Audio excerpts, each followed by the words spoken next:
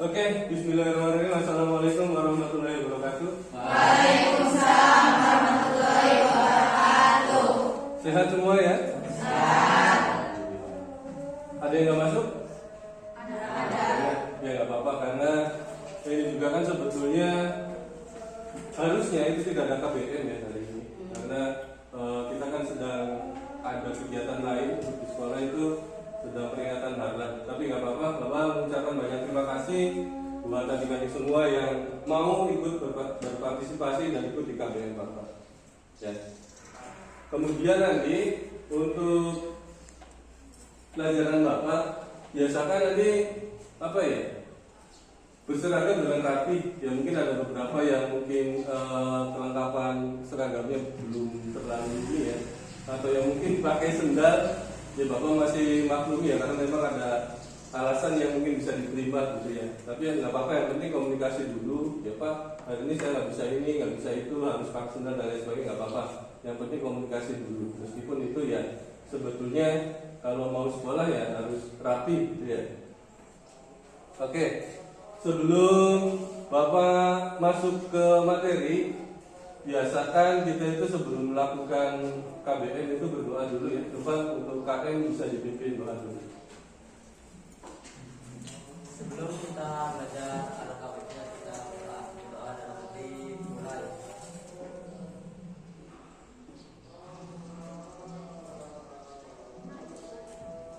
Selesai. Assalamualaikum warahmatullahi wabarakatuh. Ya. Waalaikumsalam warahmatullahi wabarakatuh. Oke, Bapak coba absen dulu. Abdullah Salam, Akbar, Anita Dia, Bilantri, Venus. Oke. Itu sebagian besar hadir dan sebagian besar ada yang di luar, ada yang ini ya, lomba, ada yang nggak masuk juga. Oke, nggak apa-apa.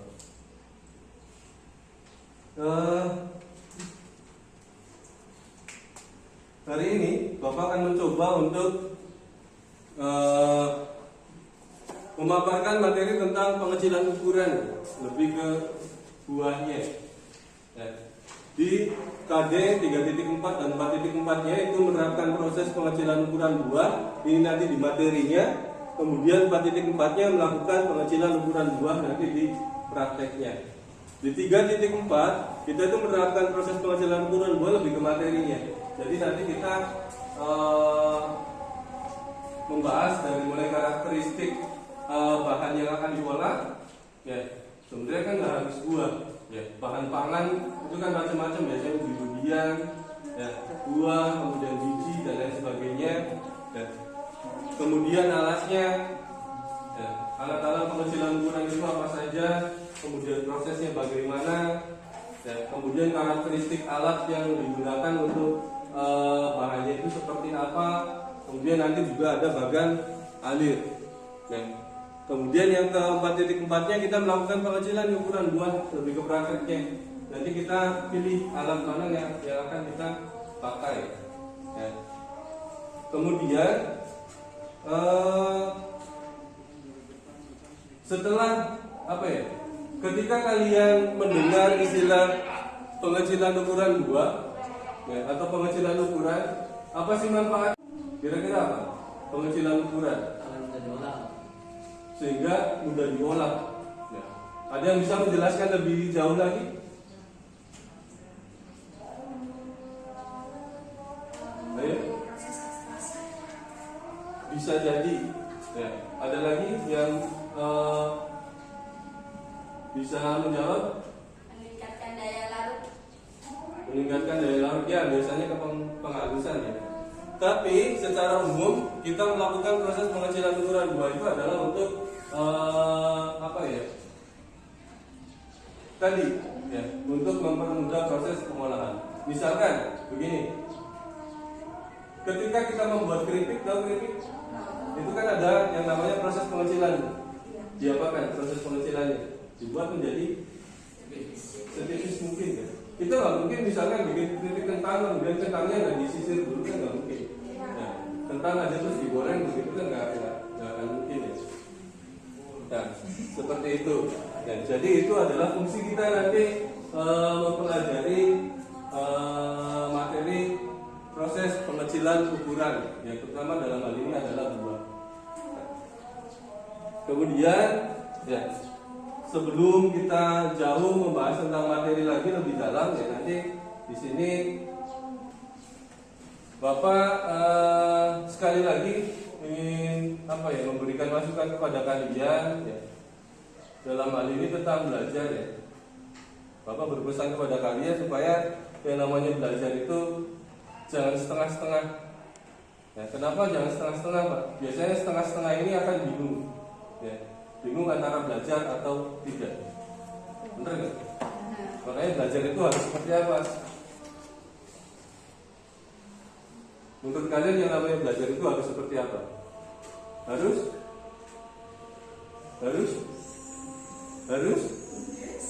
ya, harus maksimal, ya, jangan setengah-setengah.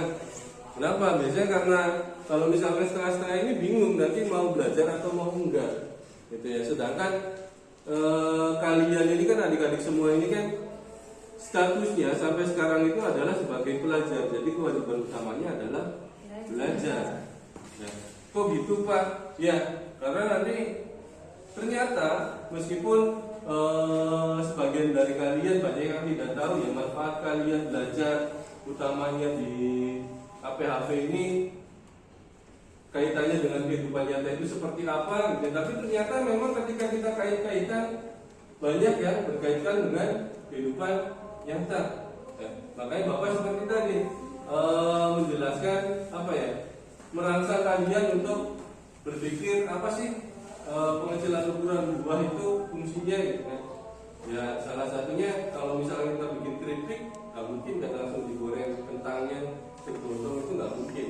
Ya nanti ini akan berguna ketika kalian sewaktu-waktu pengen bikin keripik atau pengen bikin selai gitu. Nggak mungkin kan kalian bikin selai kemudian nanasnya cuma dibecak aja gitu kan, nggak mungkin. Ya bener nggak? Ya. Kalau bikin selai berarti proses pengecilannya melalui apa? Blender atau dihaluskan atau dicopot,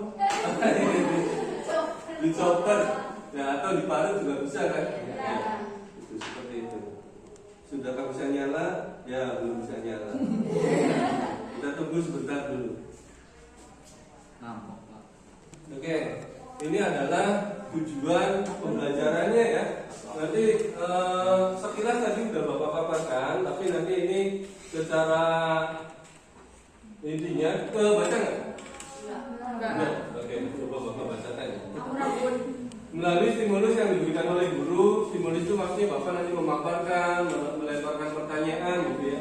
Kalian nanti bisa menganalisis karakteristik bahan dan produk pengecilan buah. Ya, tujuannya itu satu. Kedua itu melalui diskusi kelompok peserta didik, dalam hal ini adalah kalian nanti mampu membuat bagian alir proses pengecilan ukuran buah. Nanti ada di LKPD.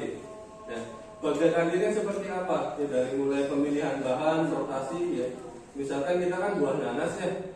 Buah nanas yang mau dikecilkan itu misalkan untuk pembuatan selai ya. Nanas yang seperti apa? Apakah nanas yang masih hijau ya, atau yang setengah matang? Apakah yang sudah matang? Apakah yang gosok? Ya, kira-kira yang apa? Salah. Ya, iya, yang masih apa bahasa ininya? Gembading itu apa bahasa ini?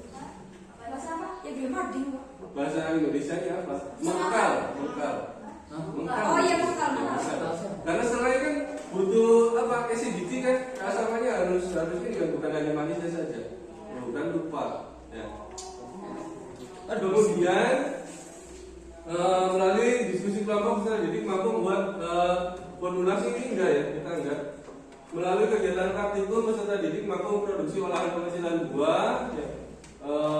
Nanti hasil akhir produknya itu hanya sampai ke pengecilan saja ya, sampai dengan nanti kalian mengkomunikasikan itu seperti tadi ya. Jadi ketika kalian sudah praktek, kemudian kalian komunikasikan prosesnya seperti apa, hasilnya seperti bagaimana, tekstur, bentuk dan lain sebagainya. Kemudian kesulitannya apa? Ya, paham? Ya. Nah, Ini ada istilah konversi. Ya, karena konversi itu adalah induk dari pengecilan ukuran. Ya, jadi sebelum ada pengecilan ukuran, sebelumnya kita itu harusnya belajar konversi dulu dan mungkin sudah ya. Apa itu konversi? Bapak pengen ulas dulu konversi apa? Teknik konversi bahan merupakan beberapa dasar proses yang sering digunakan dalam pengolahan pangan. Salah satunya adalah pengecilan ukuran. Oke, sip. Kemudian, nah sebenarnya ada di sini ya. Jadi konversi bahan merupakan beberapa dasar proses yang sering digunakan dalam pengolahan pangan. Nah, bahan yang diolah berbagai bentuk. Sebenarnya konversi itu perubahan bentuk.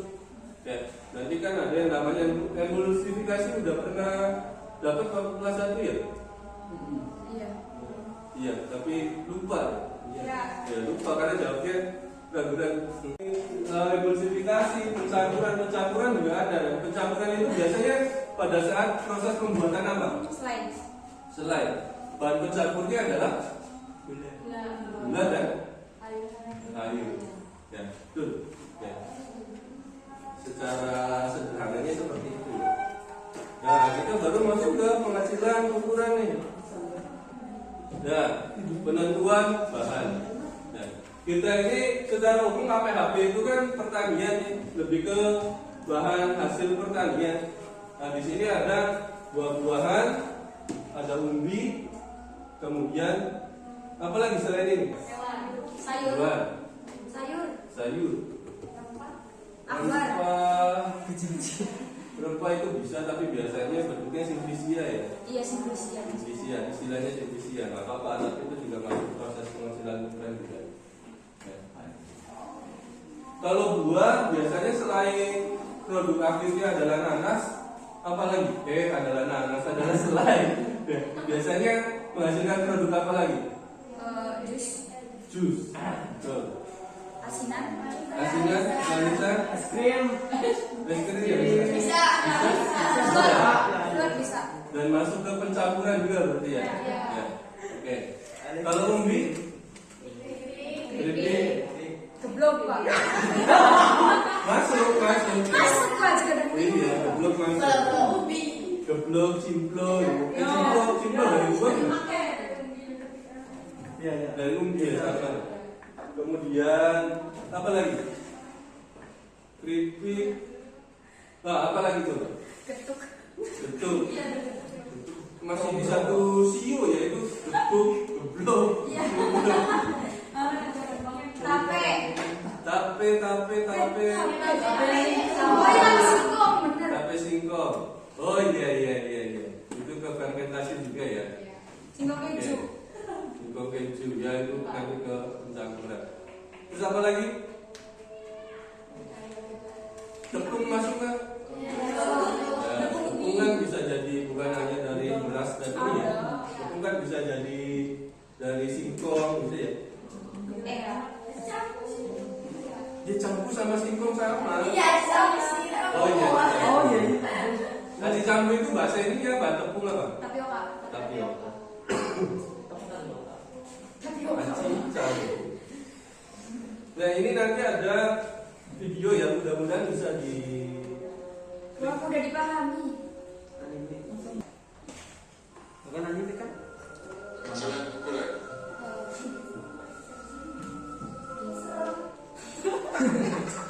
Assalamualaikum teman-teman pendengar PHP. Nama saya Mia. Saya Kita. Sudah siap belajar hari ini? Jangan lupa ucapkan bismillah ya. Kita belajar berbangsa dan beri kayu. Materi pembelajaran hari ini adalah tujuan pengecilan ukuran, jenis dan fungsi pengecilan ukuran, serta efek pada makanan akibat pengecilan ukuran. Pengecilan ukuran itu merupakan unit operasi yang diterapkan pada bahan padat untuk mengurangi ukurannya dengan menerapkan penggilingan, penekanan. Tapi bagaimana dengan efek dari proses pengecilan ukuran terhadap makanan? Efek pada makanan dilihat dari karakteristik sensorinya dapat menyebabkan terjadinya penyimpangan rasa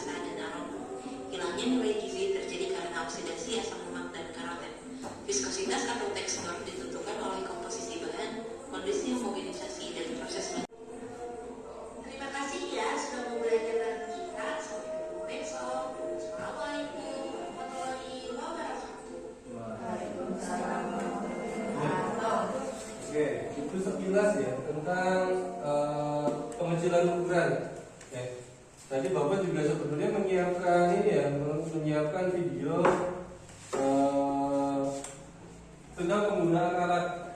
Ya, tapi dikhawatirkan nanti waktunya nggak cukup. Kalau misalnya waktunya masih cukup, nanti Bapak juga akan tampilkan. Tapi sementara kita lanjut ke materi dulu. Ya.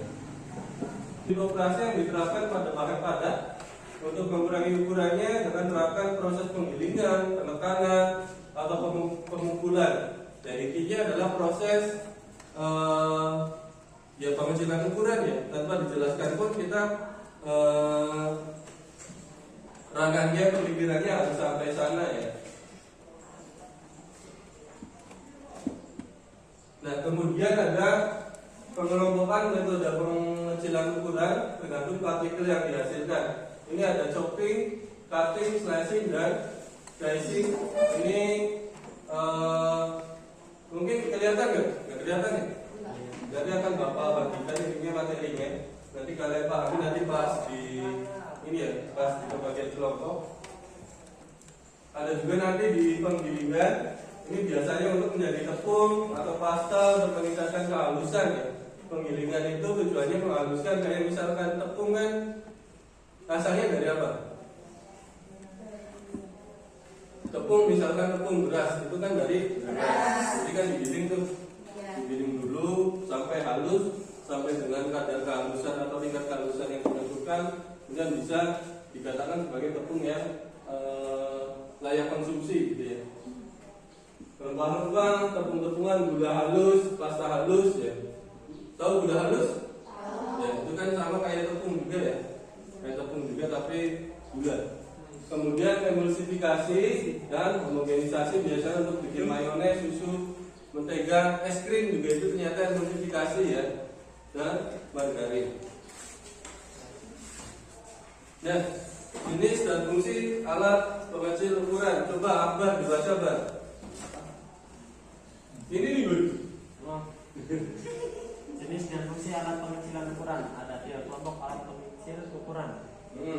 A. Alat pengecil ukuran bahan berserat tinggi, cutter, cutter. B. Alat pengecilan ukuran bahan kering, grinder. C. Alat pengecilan ukuran bahan pembentuk cair, emulsifier, dan homogenizer. Oke, kita bahas satu persatu dulu. Alat pengecil ukuran bahan berserat tinggi, cutter atau grater. Cutter itu berarti kan pemotong. Ya, contohnya yang digunakan itu adalah apa? Cutter, grater itu sederhananya apa? Pisau. Ya. Bahan apa saja yang biasanya bisa dikecilkan ukurannya dengan pisau? Buah bisa, sayur, daging. Pokoknya yang berserat tinggi atau apa ya, tidak terlalu padat gitu ya. Nah, alat pengecil ukuran bahan kering. Ya. Kalian tahu grinder nggak? Ya tahu, apa itu grinder? Biasanya kalau kalian bikin kopi bubuk, ya pernah praktek kopi? Belum. Nah nanti dengan Bapak kita coba praktek kopi ya. Itu kopi kan kering, ya padat juga.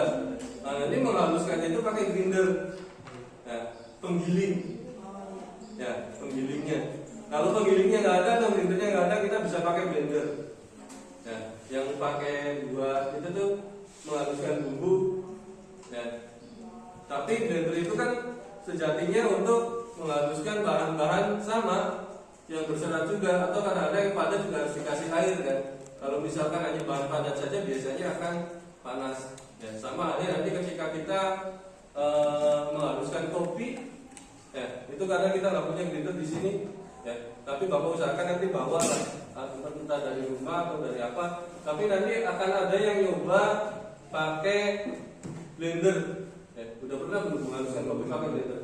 Ya, itu sebenarnya bisa saja pakai blendernya, pakai yang untuk menghaluskan bumbunya. Ya, tapi itu resikonya adalah panas. Ya, jadi nanti harus durasinya paling beberapa detik berhenti dulu, beberapa detik berhenti dulu. Ya, karena itu nanti akan panas banget. Ya, dan nanti aromanya juga berubah kopinya. Ya bisa jadi, yang jelas Mesinnya. soalnya panas. Ya. Oke, kemudian alat pengecil ukuran bahan pembentuk cair, ya, emulsifer. Bagaimana? Contohnya apa? Tadi itu kan contohnya es krim, ya.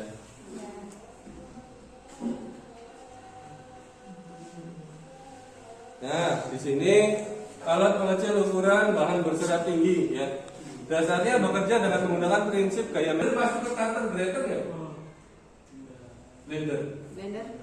Kan ada pisaunya. Iya mas.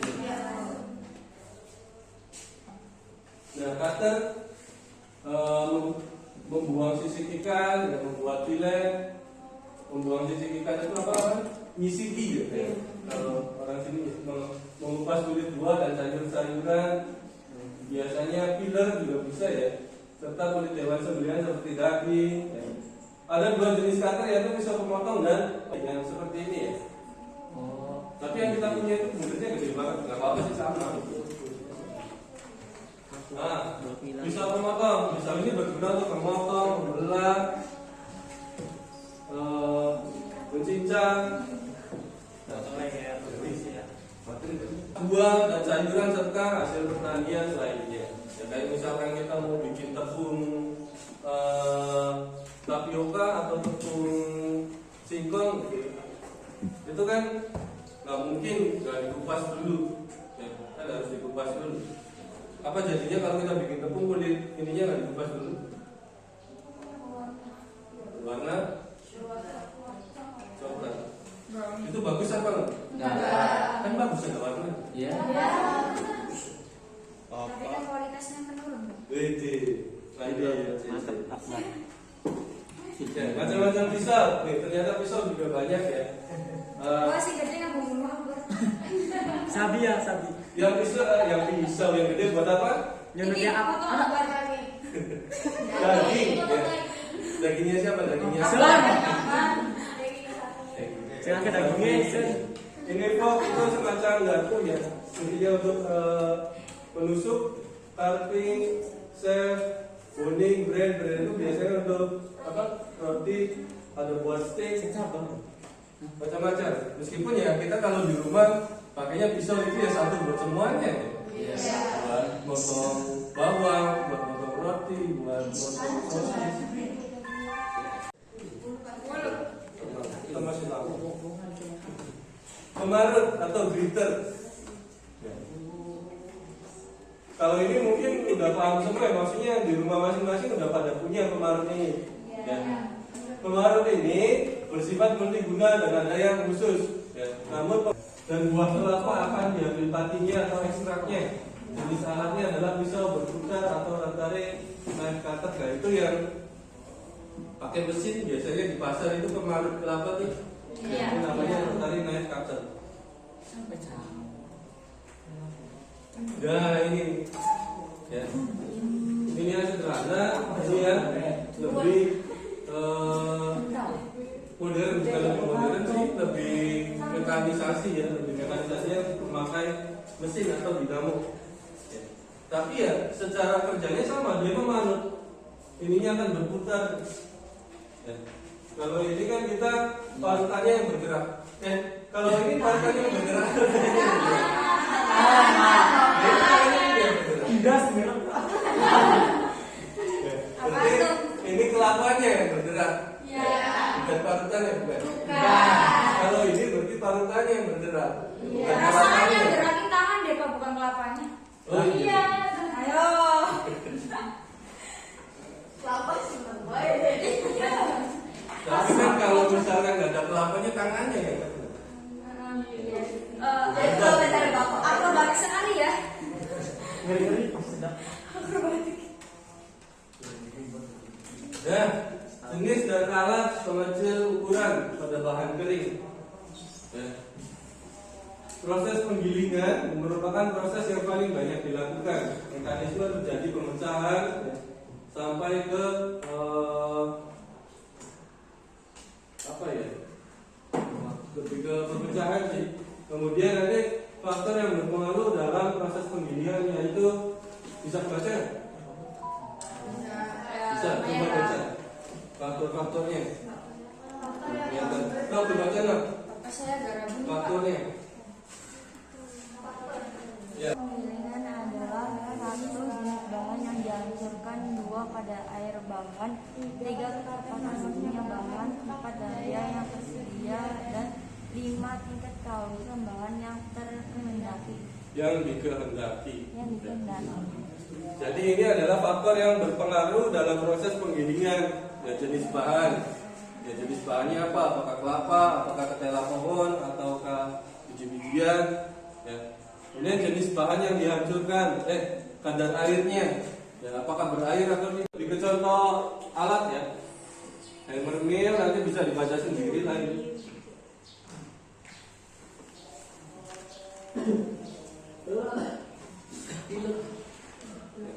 Ini hammer mill.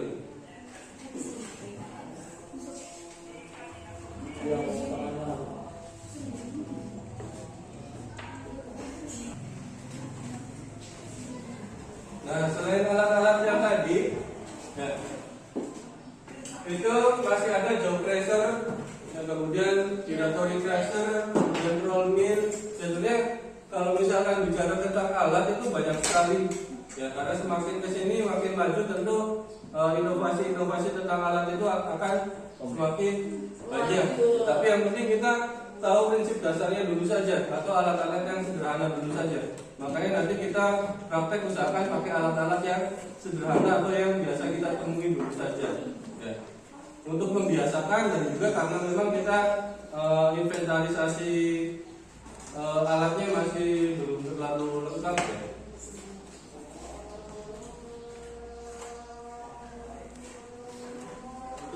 Nah ini jenis alat pengecilan ukuran bahan ya, pembentuk cair ya. Kalau tadi kan kita fokusnya ke bentuk padat, kalau ini lebih ke pembentuk cairnya. Bisa dibaca dulu saja, coba dibaca dalam hati dulu.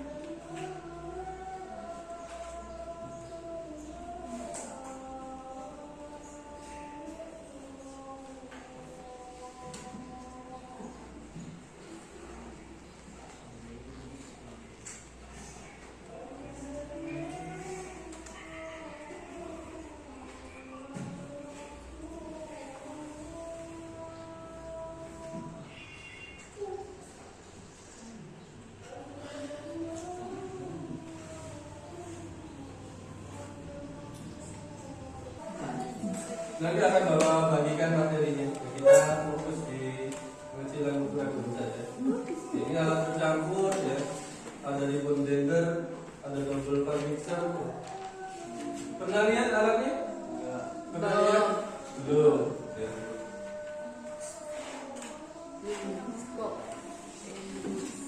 Ya, hand mixer. Ya, kalau hand mixer mungkin tahu ya. Kalau biasa bikin kue, bolu, ya pasti akan terbiasa dengan alat ini. Kemudian ini tangki dengan pengaduk, biasanya untuk bikin tangki dengan pengaduk, biasanya bikin. Kalau bikin es krim pakai apa? Pakai apa? Ya pakai alatnya apa? Kalian. Homogenizer, pengadon ya. Ini apa ini? Pernah lihat ini? Tidak. Wah, Mixer ya, mixer pengadon. Ya, Pas buat itu roti. ya, benar. Pencampur adonan. Ini sangat berguna sekali ya kalau bikin roti nggak pakai ini luar biasa. Versi banyak nih Pak. Hah? Versi banyak. Versi banyak. Iya, banyak. Enggak juga sih. Iya, mungkin bisa titik orang dari. Hah? Rasa juga bisa titik orang dari. Pernah bapak sedikit jadi. berapa kilo Pak? Bisa ada ibu mel orang dari. Yang penting diatur kan ininya, ketinggian spatulanya. Iya kan? Iya, tapi diatur yang penting kan nah. Ngalah. Ayo. Nah, ini untuk pencampuran basa dan semi basa. Satu tuh cowok. Ada pengadukan, dispersi, pengelusian sampai ke pengadukan. Ini contoh operasi pencampuran yang Bapak bagikan. Di proses pencampuran, persiapan campuran perlu dilakukan dengan baik dan teliti agar proses ini bisa dibaca sendiri ya, nanti Bapak bagikan juga. Nah, kita masuk ke karakteristik buah nanas. Tapi akan Bapak tutup dulu. Kalau menurut kalian karakteristik buah nanas itu seperti apa? Coba ini apa karakteristik buah nanas? Daun dari buah nanas berbentuk seperti pedang dengan meruncing di bagian ujungnya. Benar nggak? Buah nanas berbentuk lonjong dan bersisik. Emang bersisik benar?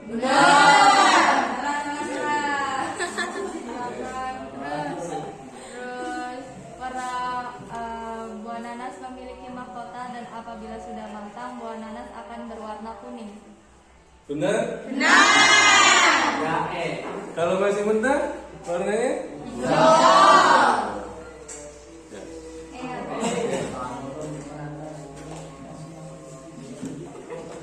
Kemudian nanti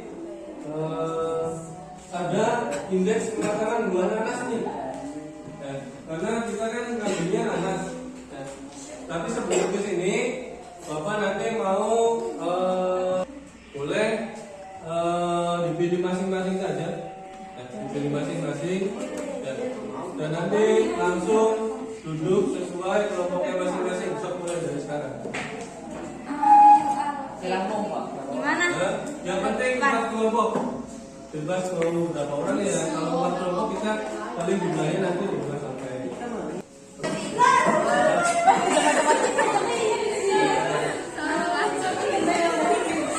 Nih ya, kalau cilekan udah di gua berarti jawabannya nih kimia. Ya. Nomor siji loro berarti terus sampai 5 kan ya? Iya. Oke, Jadi udah. jawab kalian ya. Udah. Oke, perhatikan dulu ya. Ya.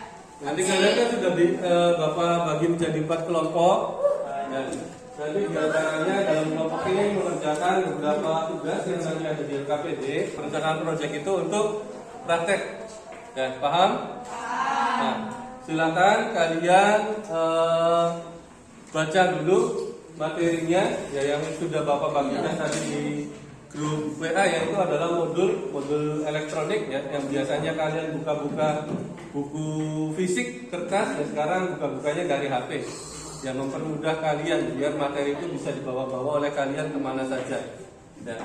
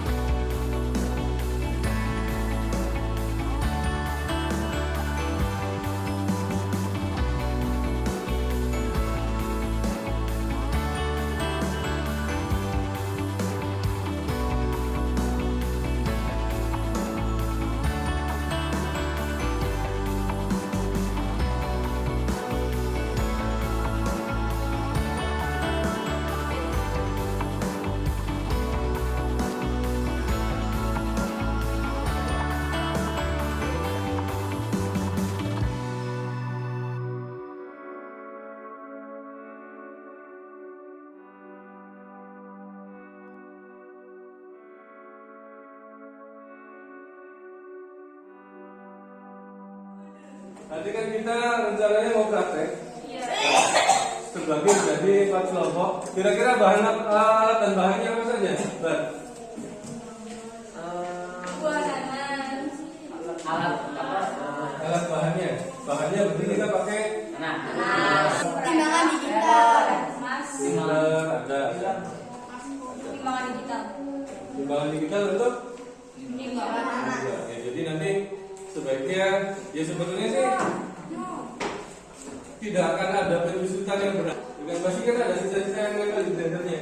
Kita ukur penyusutannya ada berapa. Kecuali yang pakai pisau mungkin tidak akan terlalu banyak penyusutan ya.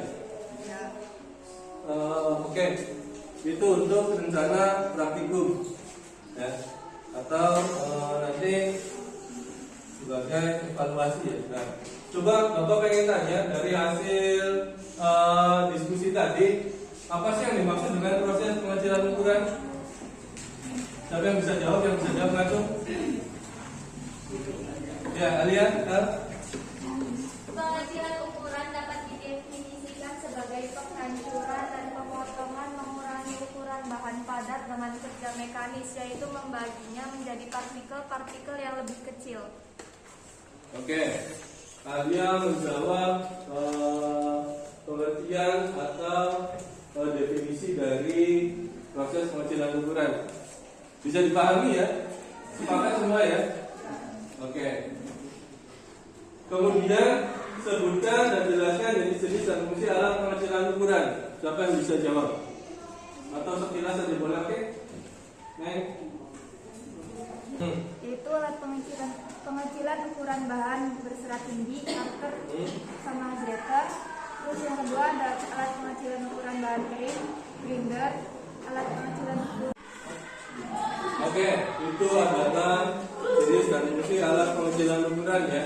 Secara garis besar sudah betul ya dari apa yang tadi Bapak jelaskan dan apa yang ada di literatur yang Bapak bagikan. Ya, terima kasih.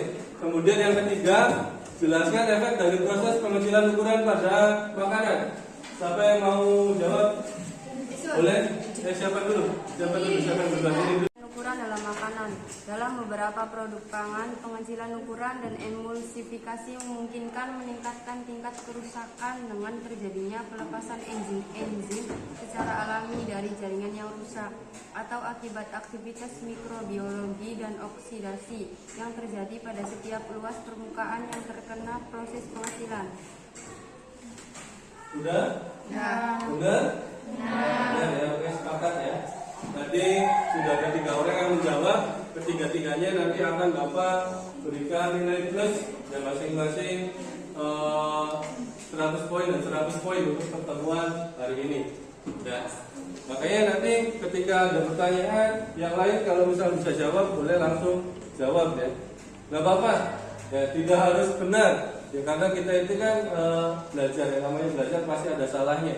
Dan tugas Bapak di sini adalah meluruskan atau melakukan penguatan terhadap apa yang kalian utarakan. Ya, pembagian kelompok tadi sudah. Ya, tadi ada 4 kelompok ya. Nanti masing-masing tadi kan alatnya ada berbagai macam.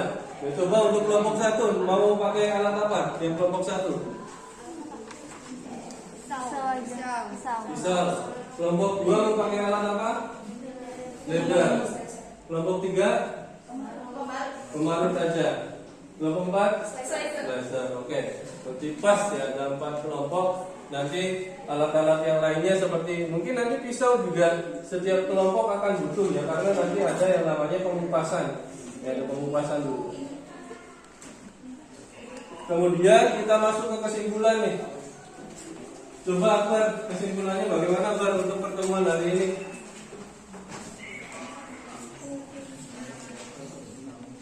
Kesimpulan atau pelajaran yang dapat di hari ini: pengertian pengecilan ukuran, efek pengecilan ukuran, mengetahui produk hasil pengecilan ukuran pangan. Oke. Boleh tepuk tangan. Ya, itu adalah materi yang kita bahas hari ini. Ya, alhamdulillah sudah sampai kesimpulan, berarti sudah masuk ke akhir. Ya, tinggal penutupan. Tinggal kita menentukan jadwal untuk praktikum yang kira-kira besok. Ya. Oke, jadi nanti kita langsung diadakan praktikum. Setelah itu Bapak akan melakukan apa ya? Memberikan sedikit penguatan ya bahwa proses pengecilan ukuran ini dalam ilmu pengolahan hasil pertanian itu sangat sangat vital ya, karena ada beberapa proses pengolahan yang harus melalui tahapan pengecilan ukuran terlebih dahulu untuk mempermudah proses yang selanjutnya seperti itu ya. Oke, ada pertanyaan dulu sebelum Bapak tutup? Tidak ada. Kalau ada silakan kalian dipimpin doa dulu.